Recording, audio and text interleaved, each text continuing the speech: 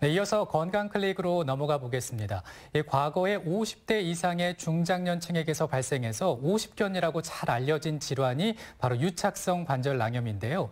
그런데 이 환자의 나이 추세를 보니까 조금씩 낮아지고 있더라고요. 네, 맞습니다. 네. 아무래도 장시간 컴퓨터 사용이나 스포츠 활동 증가가 원인이라고 하는데요. 젊다고 안심할 수 없는 오십견, 오늘 자세히 알아보겠습니다. 네, 스튜디오에 한의학 박사 최우성 원장과 함께하겠습니다. 안녕하십니까, 원장님? 네, 안녕하세요. 네, 보통 이 주부님들께서 어깨가 아프시다고 하실 때 오십견 말씀하시거든요. 네, 맞습니다. 오십견은 정확하게 어떤 질환입니까? 네, 오십견은 정확하게 얘기를 했을 때 유착성 견 관절 낭염이라고 얘기를 합니다. 우리 어깨 관절의 구조를 보면 어깨 뒤쪽에 견갑골, 날개뼈라고 보통 말씀들을 많이 하시죠. 네. 이 견갑골이랑 그다음에 팔 쪽에 상완골이랑 이렇게 연결된 부분들을 우리가 오십견이라고 얘기를 하는 거죠.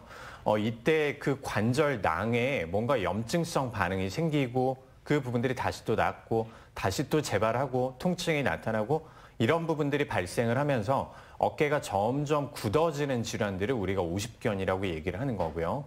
특히나 당뇨나 아니면 갑상선 질환 등을 가지고 있을 때 이 증상들이 훨씬 더 호발한다라고 알려져 있습니다. 네. 그렇군요. 그런데 선생님, 저는 어깨가 아프게 되면 이게 어깨가 아픈 건지 뼈가 네. 아픈 건지 근육이 아픈 건지 잘 모르겠더라고요. 네네. 좀 어깨가 좀 복잡한 구조를 가지고 있다면서요? 네, 맞습니다. 우리가 간단하게 한번 생각을 해볼까요? 팔꿈치랑 어깨랑 한번 비교를 해봤을 때 팔꿈치는 한쪽으로만 우리가 당겨졌다가 다시 또 펼 수 있는 이런 단순한 힌지 조인트라고 얘기를 하고요. 어깨 같은 경우에는 우리가 거의 360도를 움직일 수가 있겠죠.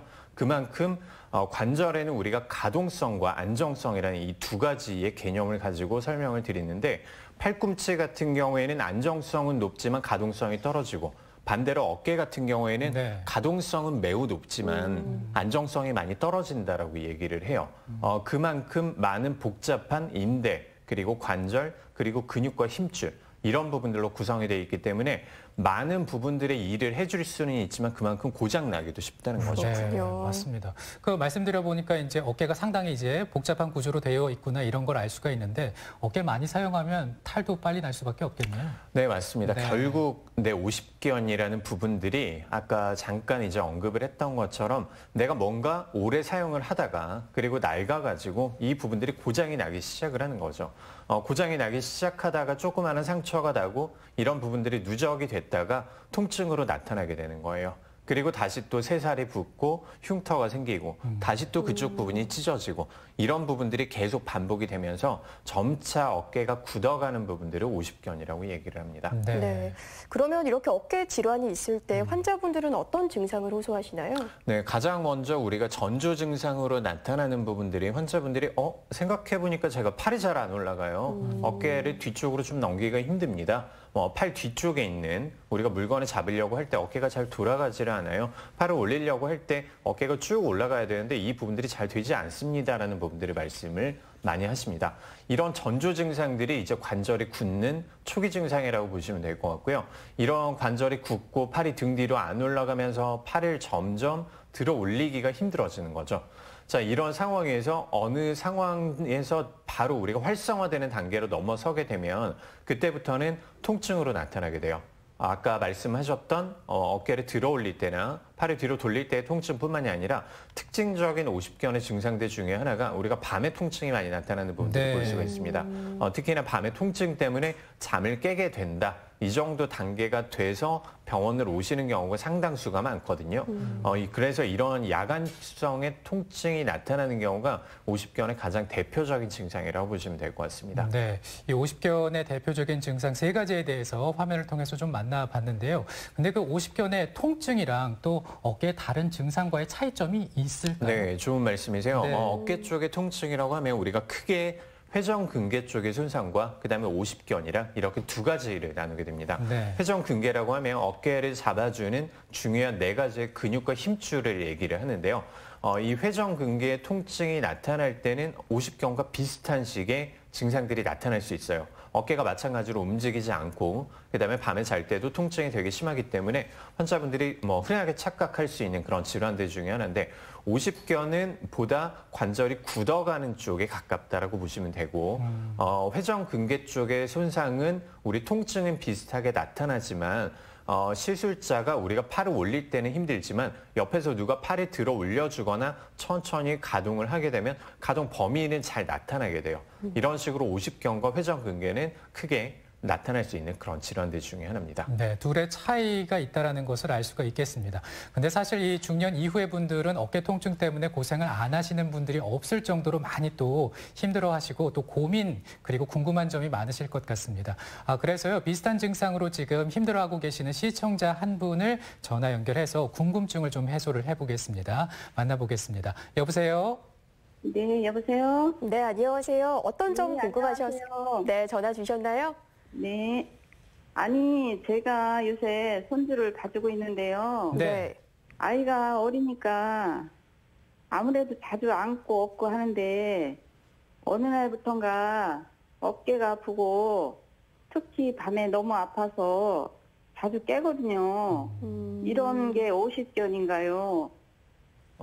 네, 지금 방금 이제 특징적인 증상들을 말씀을 해주셨어요. 그다음에 이때까지 우리가 히스토리라고 얘기를 하는데 병의 원인에 대한 부분들까지 같이 말씀을 해주셨고, 지금 손주분을 아마 보시고 계신 것 같은데 그러시다면 이제 딱 우리가 한 5, 60대 정도, 그 정도 나이대라고 생각이 되고요. 그다음에 5, 60대가 되면 내 모든 관절들은 어느 정도는 약간 달아있다라고 생각을 하셔야 돼요. 이렇게 달아있는 상황에서 이제 손주를 봐주시는 그 작업들이 사실은 보통 일이 아니죠.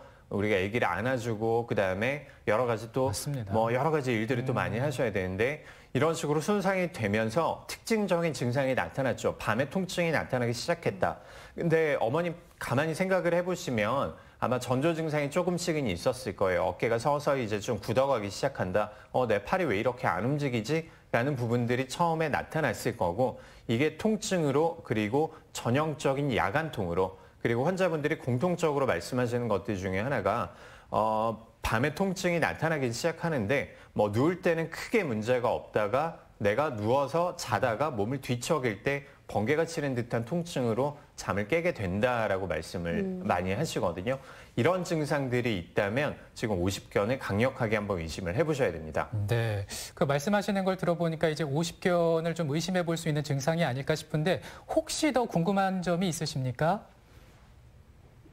아니, 그런데 네. 오십견이 50 넘어가면 대부분 생기더라고요. 그냥 나이가 먹어서 그런 건가? 그냥 둬도 되나 싶기도 한데 이게 꼭 치료를 해야 하는 건가요? 네. 방금 말씀을 해주셨던 네. 것처럼 이제 연세가 이제 조금씩 들어감에 따라서 우리가 오십견이 나타날 수 있다라고 얘기를 하는데 사실상은 오십견이 없는 사람들이 훨씬 더 많아요. 그래서 이 부분들이 나이로 인한 정상적인 노화 과정의 일종이니까 그냥 견디면 낫는다라는 속설들이 왜 나타나게 됐냐면 오십견의 경과를 보면 통증기가 있고 그다음에 휴지기가 있고 그다음에 동결기라고 이렇게 세 가지의 단계를 나눕니다. 보통 이제 휴지기에 들어가면 별다른 치료 없이도 통증이 약간 감량이 되기 때문에 내가 나았나 보다라고 생각하기 시작하는데 오십견의 특징 중에 하나가 이렇게 휴지기랑 동결기를 거치고 다시 또 통증기로 다시 또 이완을 한다는 거예요. 네. 결국 재발이 아주 쉽다는 건데 이 부분들에 대한 근본적인 처치가 없으면 결국 다시 또 통증이 오기 때문에 이 부분들을 꼭 해결을 하셔야 됩니다. 네. 네, 어머니 꼭 아프면 참지 마시고 꼭 병원에 가서 진단 받아오셨으면 좋겠습니다. 오늘 전화 주셔서 고맙습니다. 고맙습니다. 네, 감사합니다. 네, 지금 이렇게 시청자 한 분과 연결을 해서 궁금증을 다소나마 좀 해소하는 시간을 가져봤는데요.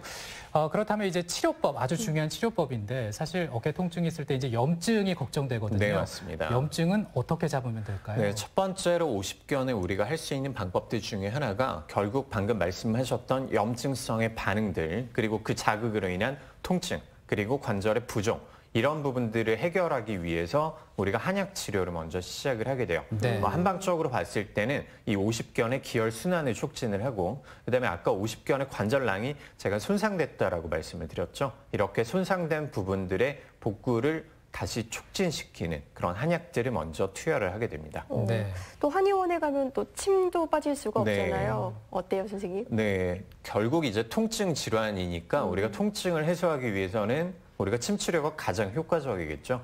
이때 50견에서 우리가 주로 사용할 수 있는 방법들 중에 하나가 한약에서 추출한 용액을 관절낭이나 아니면 주변 조직에 우리가 주입을 하게 되는 경혈 주입욕의 약침이라는 요법들이 있습니다. 그다음에 또 흔히들 알고 계실 거예요. 봉침이라는 치료법들도 네. 있고요.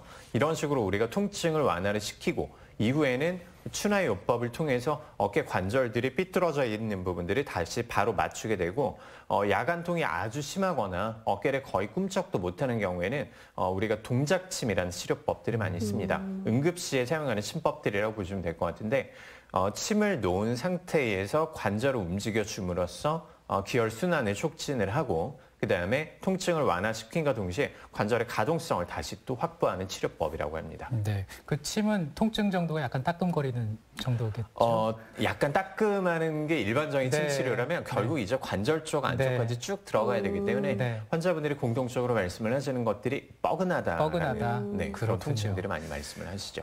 네. 그럼 또 궁금한 것이 이제 근육을 좀 유연하게 만들어주는 추나요법이 또 사용이 네네. 된다고 하는데 네. 이건 얼마나 효과가 있는 거예요? 결국 50견이 발생을 했을 때 내 어깨 관절이 이렇게 위쪽으로 달라붙어 있다라고 보시면 될 것 같아요. 네. 이렇게 붙어 있는 상태에서 내가 자연스럽게 어깨를 움직이지 못하기 때문에 유착성의 경관절낭 염증으로 이제 가는 부분들이거든요. 이때 추나요법을 통해서 이렇게 붙어 있는, 굳어 있는 관절들을 풀어주게 되면 아무래도 안쪽에 다시 기혈 순환들이 원활해지겠죠. 치료에도 도움이 되겠지만 결국 50견의 가장 큰 문제인 관절의 유착을 방지할 수 있는 좋은 치료법이 바로 추나요법입니다. 그렇군요. 그런데 이 한의학적 치료는 수술처럼 좀 한 번에 다 완치가 되는 경우가 없을 것 같은데 네네. 꾸준히 진료를 받으면 완치가 되는 거죠? 네, 50견의 치료는 우리가 2단계로 나눌 수가 있는데 첫 번째 단계가 이제 보통 환자분들이 많이 힘들어 하시는 통증을 치료하는 단계죠. 네. 아까 말씀드렸던 양침, 봉침, 그리고 한약 투여를 위주로 해가지고 환자분들의 염증과 부종을 감소시키는 것들. 이게 평균적으로 환자분들에 따라서 한 4주 정도 우리 경과가 된다고 보시면 될 것 같고 이런 통증기가 지나고 나면 그때부터는 재발을 방지하기 위한 우리가 근본적인 처치에 들어간다고 보시면 될 것 같아요. 아까 말씀드렸던 추나요법을 통해서 어깨 관절이 굳어있는 부분들을 풀어준다든지 아니면 목과 그다음에 체관부에 있는 우리가 밸런스를 다시 맞춰주는 그런 요법들을 시행을 한다든지 결국 그리고 환자분들이 가장 많이 굳어있는 어깨 관절들을 다시 자유롭게 움직임으로써 문제를 발생을 다시 또 차단할 수 있는 재활 치료라든지 이런 부분들을 통해서 우리가 2단계의 처치를 다 거치고 나서야만 50견의 재발을 막을 수 있습니다. 네, 방금 말씀해 주신 걸 들어보니까 어깨를 얼마나 이게 잘 풀어주느냐 이게 또 관건일 것 같고 어깨를 사용하는 정도에 따라서 50견의 어떤 통증이라든지 예방이 가능할 것 같은데 풀어주는 게 많은 예방이 될까요? 어떻습니까? 네, 결국 가장 이제 중요한 말씀을 해주셨는데 네. 결국 손상이 나타났을 때 내가 조금만 쉬어주고 그다음에 쉬어준 다음에는 적절한 운동을 통해서 이 부분들을 풀어주고 이 부분들만 있어도 우리가 50견은 정말 많은 예방을 할 수가 있죠. 그렇군요. 그런데 선생님 또 온찜질, 냉찜질 이렇게 찜질로 네. 많이들 이용을 하시는데 이게 네네. 좀 증상에 따라 방법이 다르다면서요? 네, 맞습니다. 통증이 아주 극심하거나 많이 부어 있거나 열감이 심할 때는 기본적으로 우리가 얼음찜질, 냉찜질을 해주시는 것들이 좋고요. 그리고 어느 정도 안정기에 접어들었다고 생각이 됐을 때는 보통 온찜질을 많이 하시는데 보통 추천드리는 것들 중에 하나가 생강즙으로 만든 찜질을 추천을 많이 드립니다. 생강즙이요? 네, 생강즙을 우리가 강판으로 갈아가지고 밀가루를 네. 적당히 섞은 다음에 꺼지나 아니면 면에 묻혀가지고 환부에다가 평균적으로 한 10분, 15분 정도 우리가 찜질을 해주시게 되는데 생강의 그 양리적인 작용이 관절이 되게 따뜻하게 그리고 혈액순환들을 다시 개선시키는 작용들이 있거든요. 네. 이 부분들을 통해서 관절에 다시 기능을 회복시킬 수 있는 좋은 치료법이 됩니다. 네, 그 생강이 갖고 있는 그런 어떤 몸을 보온시켜주는 역할이 네, 맞습니다. 중요한가 봐요. 근데 이제 몸을 또 따뜻하게 만들어주는 게 이제 운동이 아닐까 싶거든요. 네네. 운동도 도움이 되겠죠? 네, 아주 좋은 말씀을 네. 해주셨는데 결국 관절 쪽의 문제이기 때문에 내 문제들을 자연스럽게 풀어주는 것들, 관절을 자연스럽게 우리가 움직여주는 것들이 가장 중요한 역할들을 한다라고 보시면 될 것 같고 집에서 우리가 할 수 있는 간단한 체조 한 가지 제가 말씀을 드리려고 합니다.